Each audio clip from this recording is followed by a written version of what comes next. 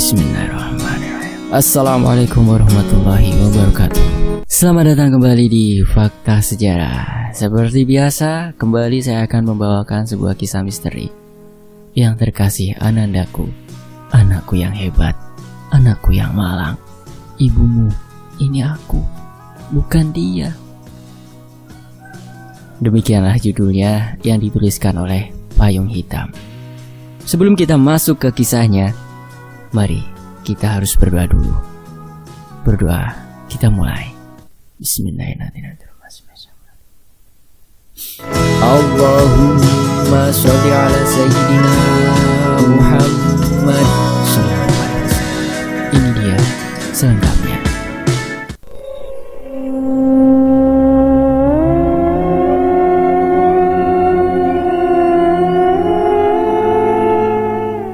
Terjadi di satu desa kecil di Jawa Barat. Penderitaan ini baru berakhir 2 tahun silam, sekitar tahun 2018. Nama saya Kumala, alumni siswi SMU unggulan dan termasuk murid unggulan di sekolah saya. Saya mempercayai admin Payung Hitam ini karena awalnya memang admin di penulis Payung Hitam ini adalah langganan all shop saya. Jadi akhirnya kami sudah sangat dekat dan saling bertukar cerita. Sebelumnya, aku ingatkan sekali lagi untuk jangan menebak, apalagi sampai nge-spill lokasi dan siapa orangnya. Kalau siapa tahu di sini ada tetangga atau kerabatnya, karena ini menyangkut kenyamanan pemilik cerita dan aib keluarganya.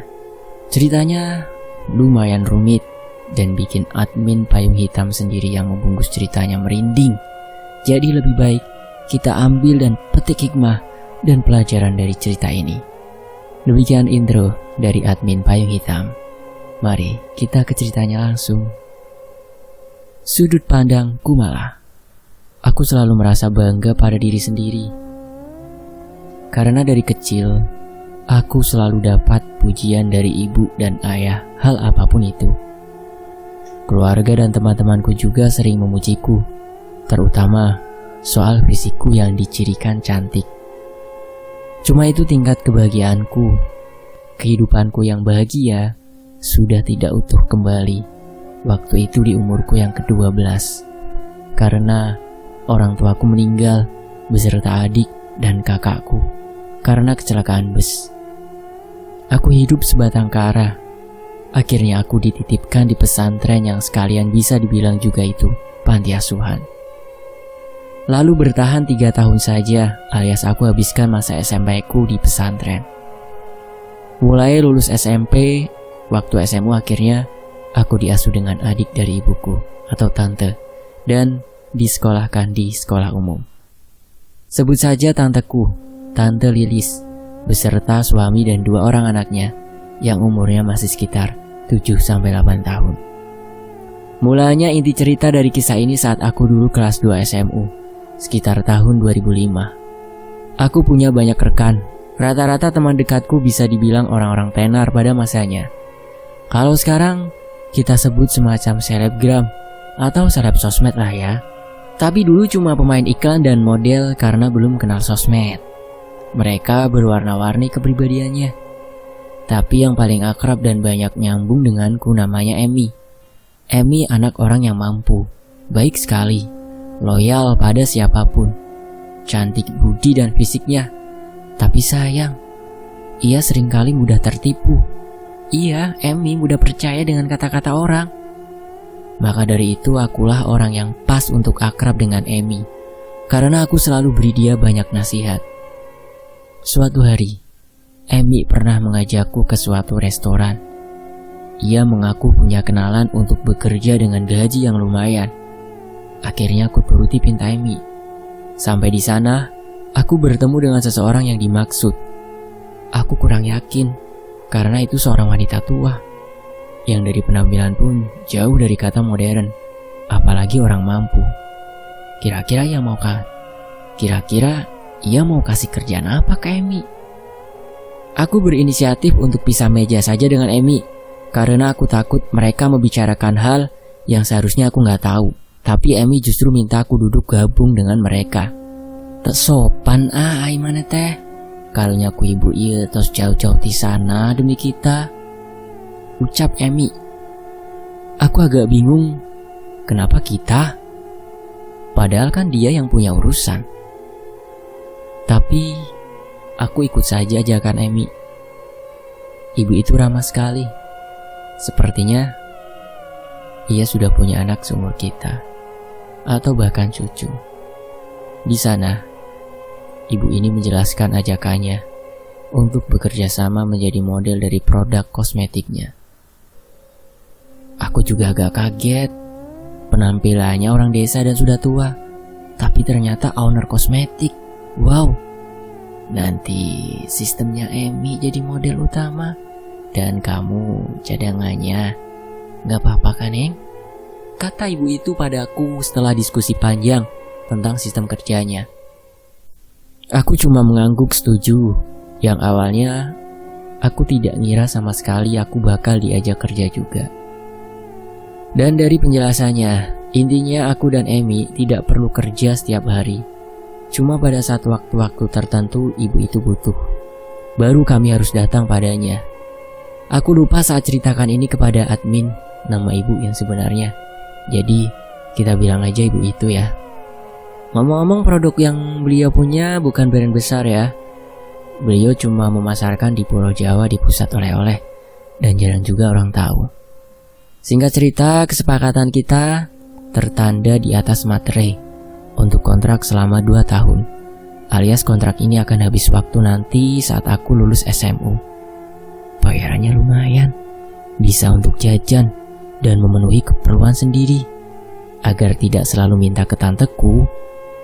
Tapi Emi justru kasih 20% bayarannya ke aku, karena aku yatim piatu alasannya. Mulia sekali hati Emi.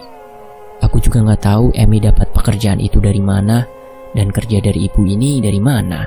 Bahkan aku tidak terpikirkan untuk bertanya juga. Awalnya pekerjaanku berjalan lancar dan aku punya hubungan baik dengan Emi. Tapi lama-kelamaan, Emi menunjukkan gelagat yang aneh, membuat aku sedikit jengkel. Juga karena sering tidak pedulikan pertanyaanku, bahkan diam-diaman. Lalu tiba-tiba pada suatu hari, "Maneh, besok aya acara teu? Ka emah ibu nu kamarijung? Cenah manehna keur ulang tahun," ajak Emi. Karena aku kelewat senang, Emi sudah mau bicara denganku. Aku terima ajakannya.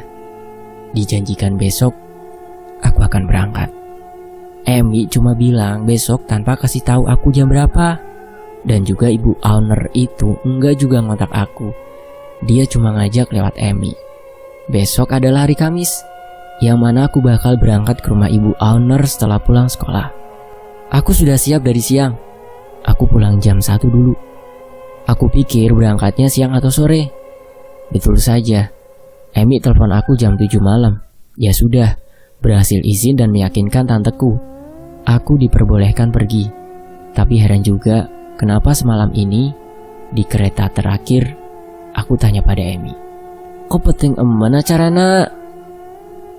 "Gak apa-apa, biar langsung ke inti acaranya," jelas Emi singkat. "Terus mau balik jam berapa kalau begini ceritanya?" tanya aku agak protes ke Emi. "Nya entos, engke urang terjeng supirna ibu tea," kata Emi menenangkanku. Akhirnya sampailah kami di lokasi, seperti tanpa ada pesta. Sunyi sekali. Kami masuk tanpa permisi, karena pintunya terbuka. Mungkin sedang ada sesi doa, karena yang ulang tahun bukan anak-anak lagi.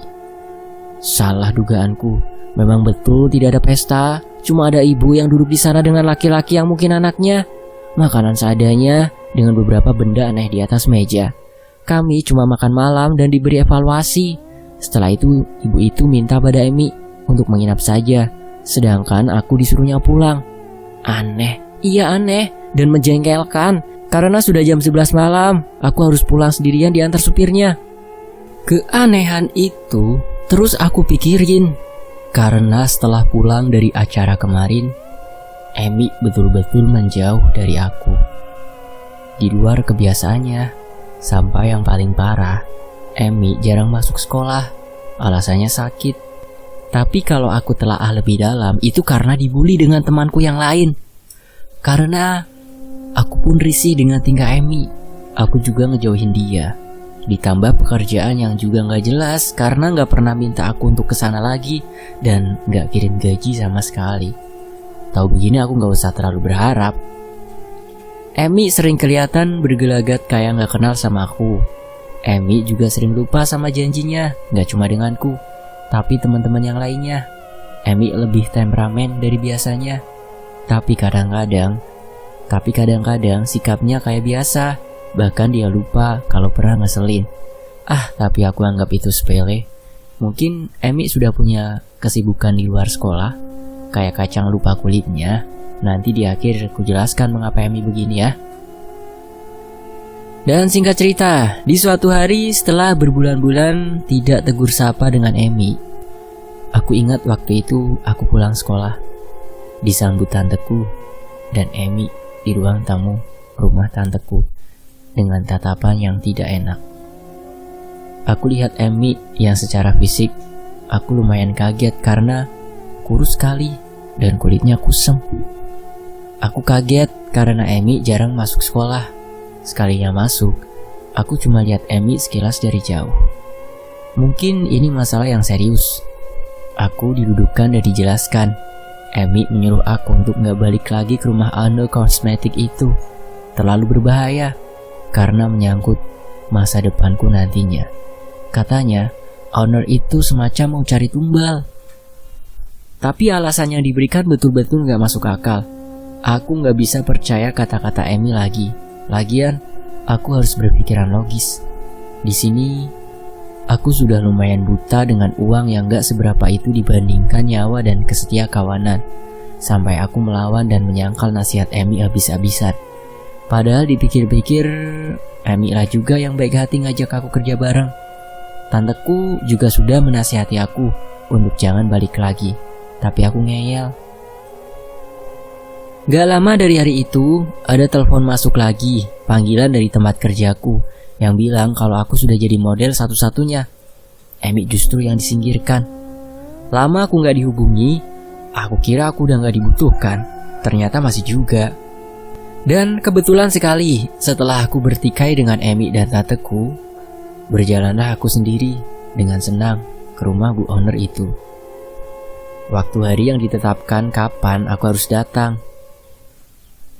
Aku diminta datang sore hari.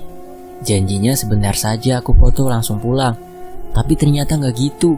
Sampai jam 9 malam aku belum pulang. Sedangkan aku sudah sangat lelah. Mana lagi aku gak ada persiapan untuk nginap. Malam itu aku bingung mau pulang gimana. Kemudian aku disapa oleh ibu owner. Dia minta aku untuk menginap saja. Tapi aku bilang tidak bisa.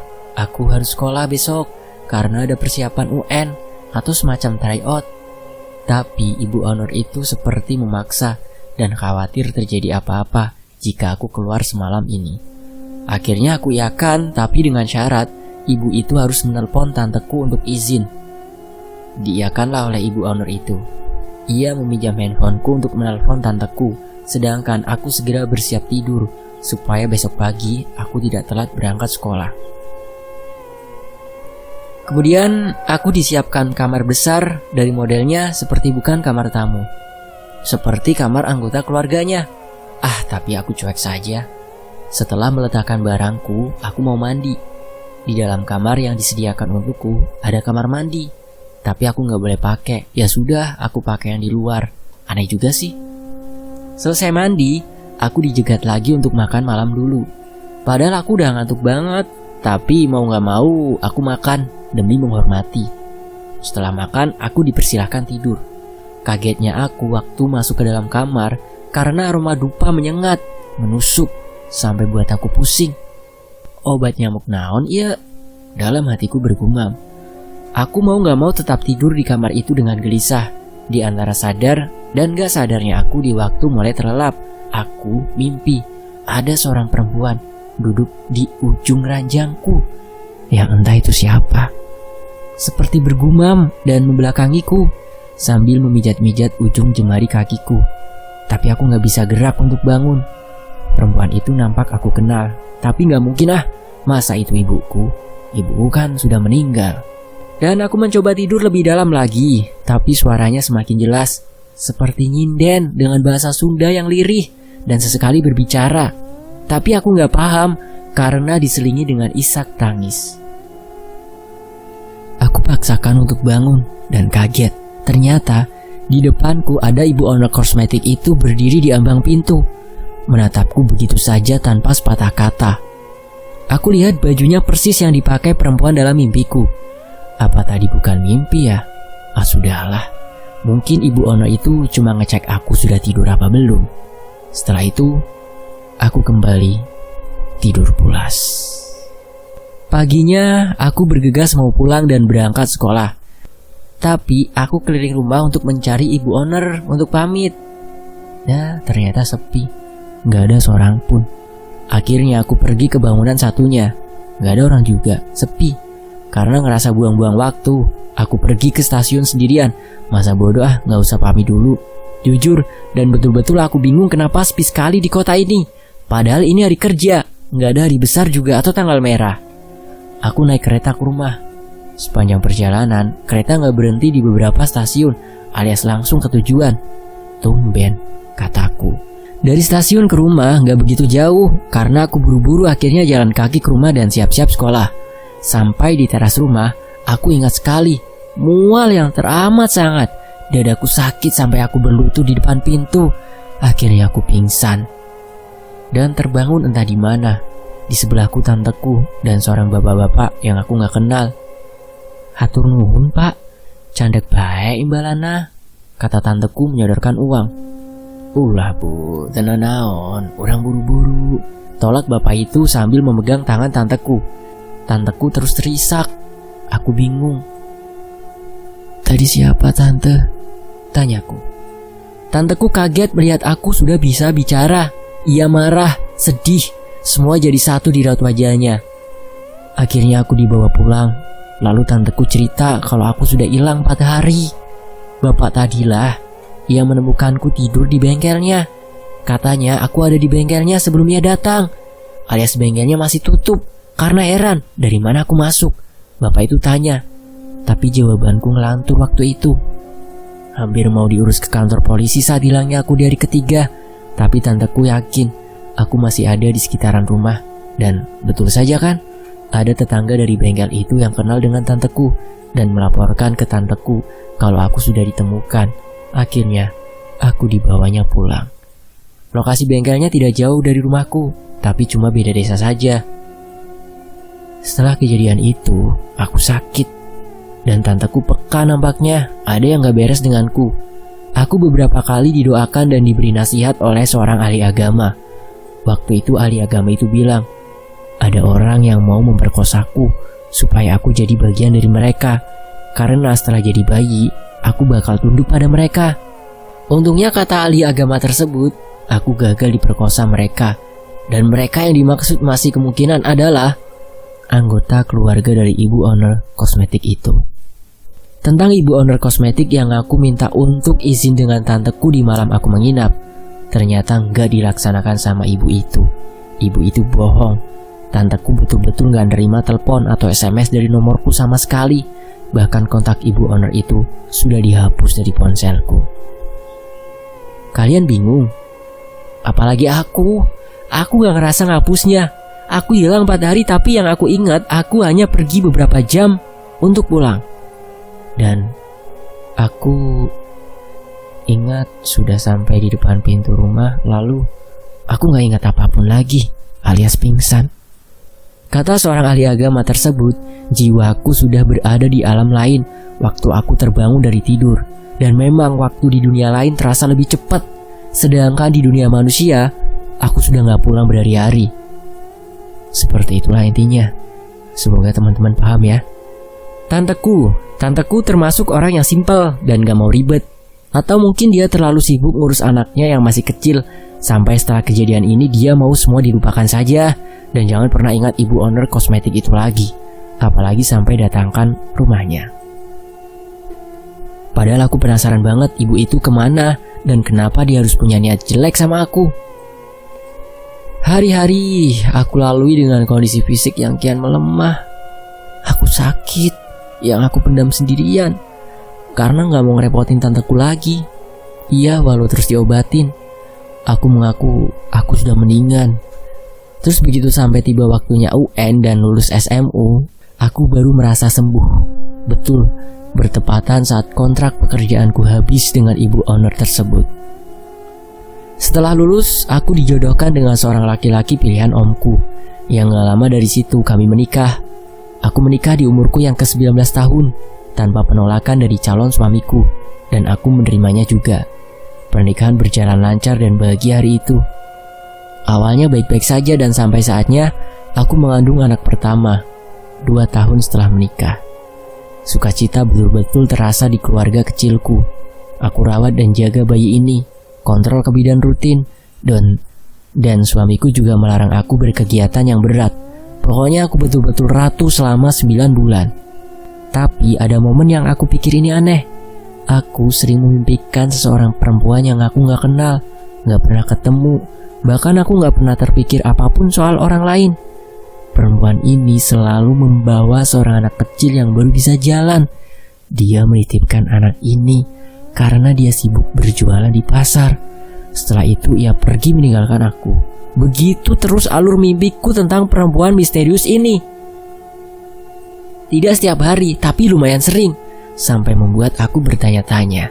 Singkat cerita, aku melahirkan bayi perempuan. Aku beri nama dia Nanda. Bayiku normal secara keseluruhan, lahiranku pun normal.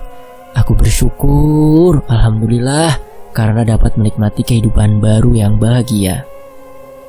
Hari-hari aku jalani sampai suatu hari suamiku terus berterima kasih padaku, selalu memuaskan hasratnya, hubungan intim setiap malam. Aku bingung karena aku gak ngerasa melakukannya. Awalnya suamiku aku anggap bercanda, tapi semakin kesini semakin serius. Aku sering marah dan curiga sebetulnya ia berhubungan dengan siapa. Aku tanya, apa yang aku kenakan pada saat itu? Iya betul, baju yang kupakai hari itu. Aku sampai berusaha terjaga di malam hari, menunggu suamiku tidur duluan untuk lihat apa yang sebenarnya terjadi. Tapi aku tidak menemukan keanehan seperti mungkin suamiku menyelinap keluar rumah dan lain-lain. Tapi enggak, aku cuma ngelihat suamiku mengigau. Ya sudah, mungkin sebelumnya ia cuma mimpi, pikirku yang selalu positif. Singkat cerita, di umur bayiku yang ke-5 bulan, suamiku bersikap aneh. Gelagatnya aku ingat seperti teman lamaku Emi, seperti menjauh dan gak mau pulang ke rumah, seperti jijik lihat aku. Sakit hatiku lihat suamiku seperti ini. Aku selidiki dan tanya juga dengan suamiku, tapi nampak gak ada orang ketiga di hubungan kita. Aku selalu selidiki kemana dan apa salahku. Jenuh juga seperti ini terus. Akhirnya alasan terakhirnya suamiku bilang, ia hanya mau fokus berkarir. Betul-betul gak masuk akal. Padahal beberapa bulan yang lalu dia masih senang-senang aja. Dan akhirnya aku digugat cerai setahun berikutnya. Semakin mantap gugatannya karena anakku Nanda, dia didiagnosa memiliki kelainan Down syndrome. Bahasa medisnya, betul-betul terpukul dengan hidup yang sekarang. Aku gak punya dukungan dari siapapun termasuk tante dan omku. Mertuaku justru mendukung perceraian ini karena malu juga alasannya punya cucu Down syndrome. Tapi kenyataan mau diubah seperti apa lagi? Aku juga tidak punya pembelaan. Aku harus menelan bulat pil pahit ini, mensyukuri apa yang sudah kupunya, menjadi orang tua tunggal untuk Nanda. Aku sekolahkan ia dan menganggapnya sebagai anak pada umumnya. Belum usai aku trauma dengan perceraian dan kenyataan Nanda mengidap Down syndrome. Nanda selalu marah-marah sambil bilang mau pulang, padahal posisi kami dikontrakan sendiri. Nanda bukan di level Down syndrome yang parah. Ia masih bisa beraktivitas normal dengan fisik yang normal, tapi bicaranya saja yang sering gak nyambung dan telat waktu dipanggil. Selain ia selalu mengamuk minta pulang, Nanda seringkali membahayakanku. Walaupun ia masih TK, Tapi tenaganya begitu kuat. Seringkali aku dapati ia berusaha menusukku dengan benda tajam, jarum, pensil, pisau, dan batu runcing. Aku merasa aku gak pernah lepas pengawasan. Sekolah pun aku tungguin. Sampai mandi dan buang hajat, aku gak lepas pandangan dari Nanda. Dari mana Nanda belajar kata-kata kasar dan mengerti benda tajam untuk menyakiti seseorang? Berkali-kali juga guru TK-nya kewalahan menghadapi Nanda, selalu berusaha mencelakai teman sekelasnya, sampai aku didudukkan dengan ibu dari salah satu temannya karena sudah sangat muak dengan perlakuan Nanda yang semakin hari semakin menjadi. Tidak ada kata lain selain minta maaf. Tapi akhirnya aku berujung diminta untuk mengurus Nanda di rumah. Iya, Nanda dikeluarkan dari sekolahnya. Aku selalu sabar dan tanpa sadar aku begitu kuat menghadapi cobaan ini tanpa menangis. Sampai akhirnya aku menangis jadi-jadinya saat aku ajak Nanda bicara. Nanda, ibu capek Nanda nakal terus. Nanda harus baik sama ibu, kataku memohon pada Nanda. Malam itu di rumah kontrakanku yang isinya cuma aku dan Nanda. Kumala bukan ibu Nanda, dengar ya, gak usah banyak suruh, saya mau pulang, bentak Nanda. Kagetnya aku, bukan cuma pengakuannya aku bukan ibunya, tapi kagetnya aku, jawabannya bisa nyambung. Dan bertubi-tubi pukulan hidup malam itu. Setelah sekian lama merasa diri ini kuat, akhirnya air mata ini tak terbendung lagi.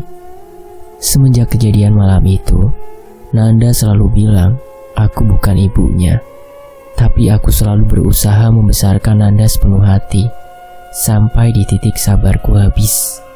Aku berniat memasukkan Nanda ke rumah sakit jiwa, karena tingkahnya yang kelihatan semakin gak wajar.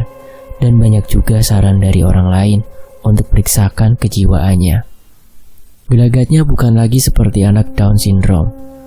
Aku juga minta Nanda untuk diurus di rumah sakit jiwa karena aku harus bekerja untuk menyambung hidup. Segala pemeriksaan dan pengumpulan data akhirnya disetujui juga oleh pihak rumah sakit. Oh ya, jadi selama ini aku cuma berobatkan Nanda ke puskesmas di desaku dan dirujuk ke rumah sakit kecil. Aku juga minim pengetahuan tentang Down syndrome dan gangguan jiwa.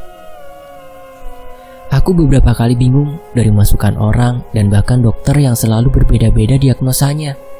Aku selalu terima-terima saja masukan dari siapapun. Padahal setauku, Down syndrome dan kelainan jiwa adalah hal yang beda.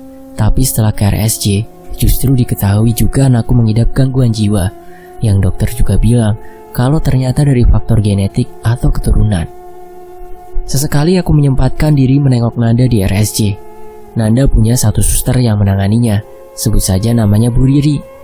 Suatu ketika, Bu Riri ini bilang padaku, Bu, kayaknya Nanda ini anak yang spesial, kata Bu Riri, yang awalnya aku anggap masa bodoh, karena banyak yang bilang begitu.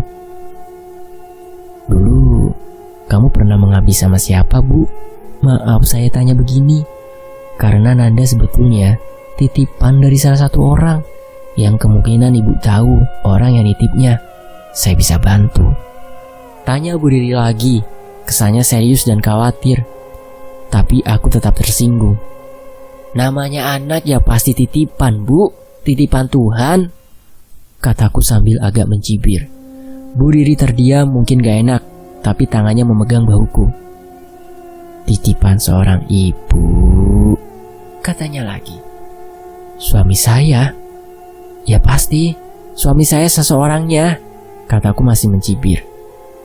Seseorang indung, Oge. Ia menitipkan Nanda.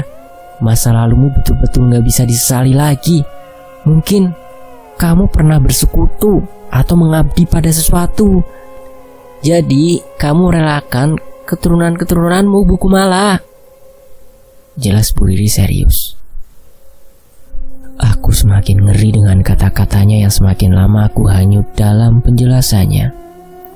Banyak juga kenyataan-kenyataan yang ditunjukkan Nanda kalau aku seperti bukan ibunya, dan Nanda betul-betul gak mirip dengan aku juga dan juga suamiku. Tapi keyakinanku tetap gak goyah kalau Nanda tetap akan aku rawat bagaimanapun keadaannya. Aku jalani semuanya dengan ikhlas, walaupun Bu Riri selalu menyarankanku untuk mengobati Nanda ke orang pintar saja sebelum umurnya yang ke-8 tahun. Tapi aku tetap menolak. Ku jalani hidupku sampai di tahun 2017, sampai rumah sakit selalu kewalahan menghadapi Nanda. Kondisinya semakin gak karuan, selalu menyakiti dirinya sendiri karena gak ada seseorang yang bisa ia sakiti atau melampiaskan emosinya. Setahun berjalan dengan kondisi Nanda yang semakin kurus dan memprihatinkan, ia akhirnya melemah dan sakit. Baru aku sadari dan baru aku percaya kalau penyakit yang Nanda alami bukanlah penyakit medis. Sampai ada kerancuan antara diagnosa Down syndrome atau kelainan jiwa. Banyak orang yang sudah berusaha menyadarkanku, tetapi aku gak percaya sama sekali. Aku sudah menyesal. Dan soal mimpiku saat mengandung Nanda, sepertinya memang ada kaitannya dengan perempuan yang selalu menitipkan anaknya ke aku untuk pergi ke pasar. Di tahun 2018 akhir, Nanda menghembuskan nafas terakhirnya. Innalillahi wa inna ilaihi raji'un. Di umurnya yang ke-8 tahun, terpukul tapi juga merasa usai penderitaanku karena selain sulitnya mengurus Nanda, aku harus menanggung malu sebagai seorang janda yang mempunyai anak Down syndrome awalnya dan gangguan jiwa. Tanpa aku cari jawaban sebenarnya apa yang menimpaku, aku cuma berserah diri pada Tuhan. Memang ini takdir hidupku. Tahun-tahun berlalu, tepatnya di tempat kerjaku yang baru, dan aku beranikan cerita masa laluku yang kelam. Di sana, ada satu temanku yang menceritakan satu film yang sempat booming pada masanya di tahun 80-an. Tapi aku gak tahu film itu karena aku benar-benar kudet. Betul persis dengan apa yang aku alami. Keluarga yang ada di film itu betul-betul hampir kehilangan anaknya di umur yang ditentukan. Percaya gak percaya, tapi ini aku simpulkan dari diri sendiri. Mulai dari prosesinya dan urutan kejadiannya, persis seperti ibu owner kosmetik yang dulu pernah mempekerjakan aku. Betul-betul aku punya dendam yang mendalam untuk owner kosmetik itu. Tapi aku kehilangan jejaknya. Aku cuma mau berdoa supaya kedepannya ini menjadikan aku pribadi yang lebih bijak dan hati-hati. Aku juga minta pada teman-teman ya, doanya untuk anakku, almarhumah Nanda, agar tenang di sisi Tuhan Yang Maha Esa. Aku sayang sekali dengan Nanda. Tamat. Oh ya, untuk kesalahan bahasa dan penulisan, admin mohon maaf ya. Sampai ketemu di kisah berikutnya. Mengenai sudut pandang dari Emi, kenapa ia selalu buat jengkel aku dan teman-teman sekolah yang lain? Karena sebelum Emi ke rumahku, teman-teman ingat ya, Emi ke rumahku untuk bilang, jangan ke rumah bu owner kosmetik itu lagi. Nah di situ ia sebelumnya sempat berobat ke orang pinter. Awalnya ia mengeluh sakit di bawah kiri perutnya. Setelah diperiksa ke medis, gak ada penyakit serius. Tapi semakin didiemin, ia semakin parah, seperti pendarahan dan nyeri. Nah disitulah ia putuskan berobat. Dan disitu ketahuan kalau ia sudah dihamili sesuatu yang gak bisa dijelasin dia apa. Tapi rupa fisiknya seperti gondoruo. Hal lainnya, setengah jiwa Emi sudah dikendalikan dedemit yang sengaja dipasang oleh owner kosmetik itu ke fisik Emi. Maka dari itu, Emi suka lupa kalau ia sering membuat teman-teman jengkel. Bahkan ia sendiri sering lupa punya temen. Makanya ia gak pernah lagi tegur sapa dengan temennya, termasuk dengan aku. Soal izin sakit di sekolah, ia betul-betul sakit seperti yang tadi aku jelaskan. Tapi soal dibully karena temanku jengkel, Emi gak tahu sama sekali. Ya karena itu, Emi betul-betul gak sadar sama apa yang dilakuin. Kandungan Emi dari demit yang mengambil ia enggak membesar, tapi katanya tetap ada jabang bayinya, tetap melahirkan, tapi enggak melahirkan seperti pada umumnya. Dan setelah lulus pun, aku hilang kontak dengan Emi. Dan betul-betul gak terpikir sama sekali gimana kabarnya, karena masalah hidupku ini betul-betul mencangkup hampir seluruh pikiranku. Aku gak sempat lagi buat bertanya-tanya kabar di sekitar aku. Selesai. Mari kita doakan untuk Nanda. Al-Fatihah. A'udzubillahi minasyaitonirrajim. Bismillahirrahmanirrahim. Alhamdulillah. Alhamdulillahirabbil alamin arrahmanir rahim. Iyyaka na'budu wa iyyaka nasta'in ihdinas siratal mustaqim. Siratal ladzina an'amta 'alaihim ghairil maghdubi 'alaihim waladdallin. Amin. Terima kasih buat teman-teman yang sudah mau menyimak kisah ini. Sampai jumpa di kisah lainnya. Wassalamualaikum warahmatullahi wabarakatuh. Sampai jumpa. Terima kasih buat paling teduh. Alhamdulillahirabbil alamin. Tetap di